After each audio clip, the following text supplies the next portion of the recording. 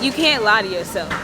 Whatever is like in the back of your head or like not like leaving you alone, you can't lie to yourself. You can lie to everybody else about it, but if you know what to do. Even if you say you don't or you think you don't, like you know. Yeah.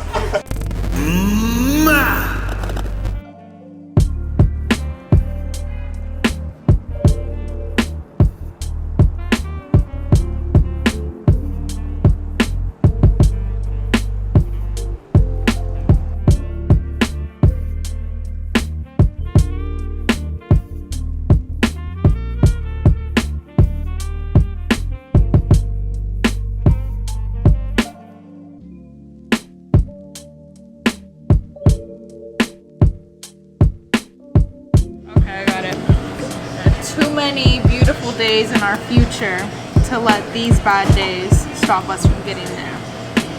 Make sense? Got it.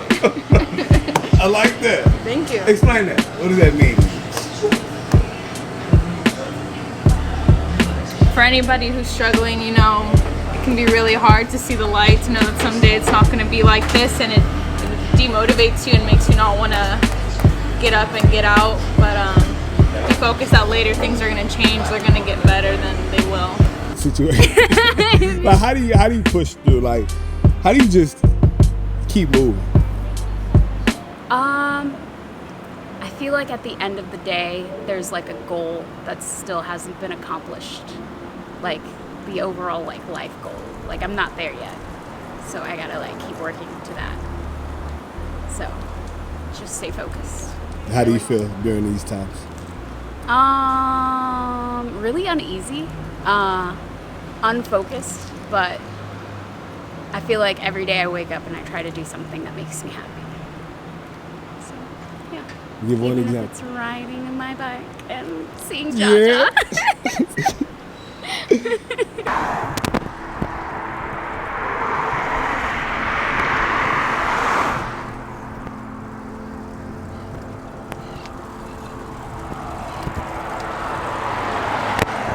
Hi, my name's Nima. I'm 17.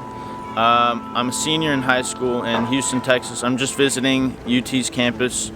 I want to become a biomedical engineer. I want to get my major here. UT is a great school, get a lot of good education and knowledge. Then I want to go in field, get 5 to 7 years experience.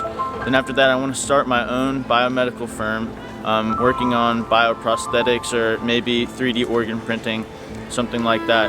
And a lot of people ask me, what makes you inspired to do that? What gave you that idea? And here's what I tell them. So my parents are from Iran, okay? So my dad, he went to school in Iran. They both went to school in Iran, and they were the best at what they did. They were so good. They got to the top university of Iran, the best university of Iran, right?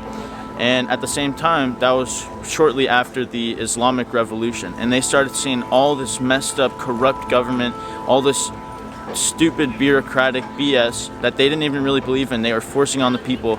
And they realized that they wanted to have a kid, but not in that environment. So they spent the next 8 to 10 years trying to get out of Iran.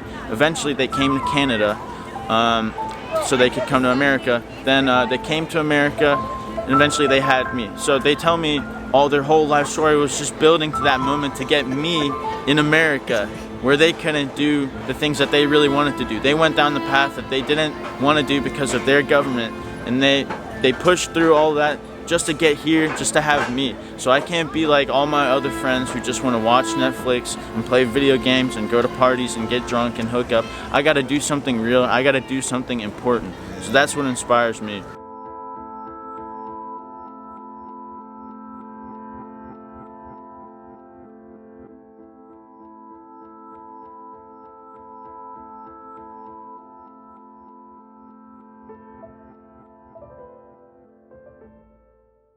Like being in front of people thing. Yeah. And as much as I try to like switch to behind the scenes, like he was putting me in front of people.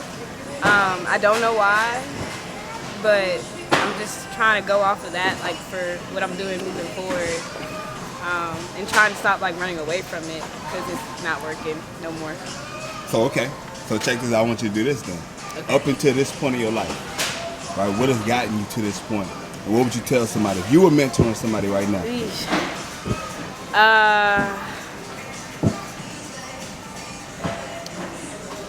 You can't lie to yourself. Whatever is like in the back of your head or like not like leaving you alone, you can't lie to yourself. You can lie to everybody else about it, but if you know what to do. Even if you say you don't or you think you don't, like you know. That go for me too. I be knowing. Nah, give me a story. When's the time you've lied to yourself? Recently I got invited to a poetry slam, and I was like, oh, I don't write anymore. Which I haven't written in a while, but I don't not write anymore. You know, like I can't deny that part of myself. As much as writing has helped me, like I can't deny that part of myself. So what happens when you do? I feel cheated. It's all mostly internal things when I do cheat myself, but yeah, I feel cheated or like betrayed. And as much as like I've been betrayed and stuff like that, it's like I should be the last person to do it to myself.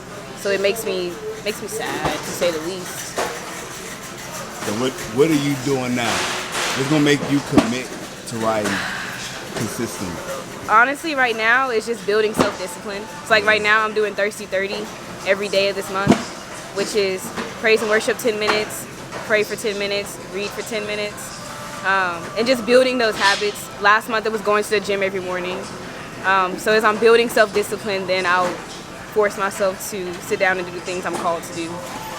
But I have to set a pace, because every time I jump head first and I fail, it's not good. I want to challenge people to not be afraid to be alone.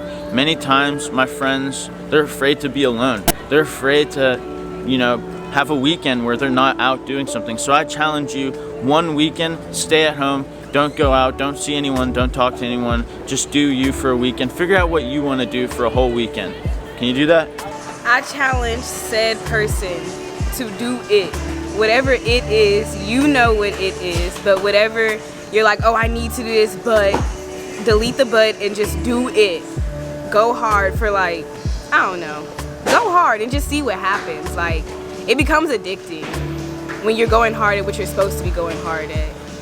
That's how you know you're supposed to, because it's like something in you. It's like you can't like you can't like run away from, like you can't shake it or anything, and it feels different. It feels refreshing. Tell the people your name. My name is Inspire. And do this for me. Yeah. I'm over here and I was literally just doing a Bible study, right, for a message that I'm about to give. And it's about prostitution and what we think it is versus what it actually is.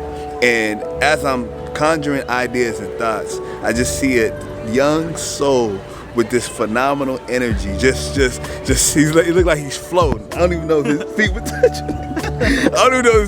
The ground. And just in my perspective, to see a leader, a young individual, 17 years old, with his head on right, man. I always ask every day, God to send me to a leader. And so I'm wondering why I picked this specific part. I don't go to YouTube. Right, I'm just sitting here. I was gonna sit like around the corner somewhere, but some said park right here. Yeah. And all my life just works that way. And so I want to thank you, because when you know what you want to do like this, now it's up to you to just continue to stay here. Yeah. Remove yourself from temptations and distractions in this season, because literally where God is gonna take you, what He's doing. Yeah.